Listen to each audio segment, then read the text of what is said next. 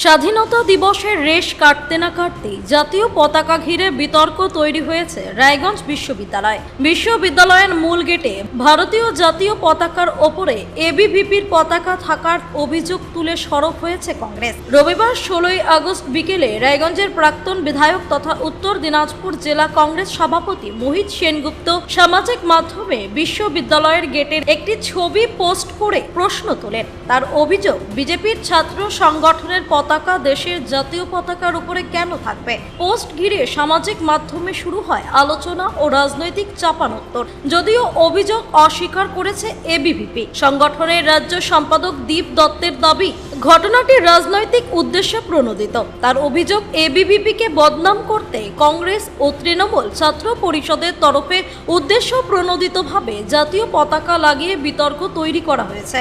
দীপ দত্তের আরও দাবি, 15 আগস্ট রাত এবং 16 আগস্ট সকালে ওই গেটে কোনো জাতীয় পতাকা ছিল না। পরে উদ্দেশ্য প্রণোদিতভাবে পতাকা লাগিয়ে এবিভিপির পতাকার অবস্থান নিয়ে বিতর্ক তৈরি করা হয়েছে। এই ঘটনাকে ঘিরে রায়গঞ্জ বিশ্ববিদ্যালয়ে শুরু হয়েছে রাজনৈতিক চর্চা। বন্দে মাতরম। বন্ধুরা, সম্প্রতি সমাজ মাধ্যমে রায়গঞ্জের প্রাক্তন বিধায়ক তথা কংগ্রেস নেতা একটি ছবি পোস্ট করেছে। রায়গঞ্জ বিশ্ববিদ্যালয়ে নাকি অখিল ভারতীয় বিদ্যার্থী পরিষদের কার্যকর্তারা ভারতের জাতীয় পতাকাকে অপমান করেছে, এবিভিপির ফ্ল্যাগের নিচে জাতীয় পতাকাকে লাগিয়েছে। এই রকম বিষয়ে এরকম ছবি নিয়ে তিনি পোস্ট করেছেন। এই বিষয়ে আমরা প্রথমে বলতে চাই, ওই দিন যেই দিন তিনি এই পোস্টটি করেছেন তার আগের রাত মাঝরাত্রি থেকে ভোর রাত্রি পর্যন্ত সমস্ত ফুটেজ আমাদের কাছে আছে। ভোর রাত্রি থেকে ভোর পর্যন্ত কোনো রকমের জাতীয় পতাকা সেখানে ছিল না। আচমকা সকালবেলা জাতীয় পতাকা সেখানে দেখা যায় এবং সেই সময়েই তিনি ফেসবুকে এই পোস্টটি করেছেন।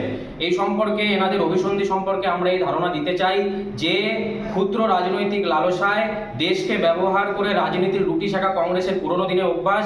এবং বর্তমানে আপনারা সকলে জানেন এই কংগ্রেসের উচ্চ নেতৃত্ব কিভাবে বন্দে মাতরমকে অপমান করেছে। আপনারা সকলে জানেন, সোনিয়া গান্ধী থেকে রাহুল গান্ধী, আপনারা সকলে দেখেছেন। এই সমস্ত বিষয়কে ঢাকা দেওয়ার জন্য এবং রাজনীতির আলোতে আসার জন্য এবিভিপিকে ব্যবহার করছে।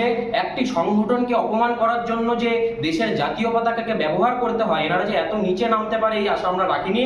এবং এর সাথে সাথে আমরা দেখলাম তৃণমূলের কিছু খুচরো ছাত্র নেতা তারা বানপ্রস্থে থাকাকালীন এই বিষয়টি নিয়ে আরো পোস্ট করছে সোশ্যাল মিডিয়াতে। তো আমরা তাদের উদ্দেশ্য বার্তা দিতে চাই, তাদের এবং এই কংগ্রেস এবং তৃণমূল ছাত্র পরিষদ সহ যারা বিরোধীরা আছে তারা মিলে যোগসাজশে এই বিষয়টি করছে। আমরা বলতে চাই, দেশের জাতীয় পতাকাকে যারা ব্যবহার করছে বিদ্যার্থী পরিষদ তাদের কাউকে ছেড়ে কথা বলবে না, শেষ অবধি আমরা যাব। যারা প্রত্যক্ষভাবে এর সাথে জড়িত আছে তাদের সব বিরুদ্ধে আমরা কঠোর ব্যবস্থা নেব। রায়গঞ্জ থেকে রামকৃষ্ণ দাসের রিপোর্ট, কুলিক নিউজ।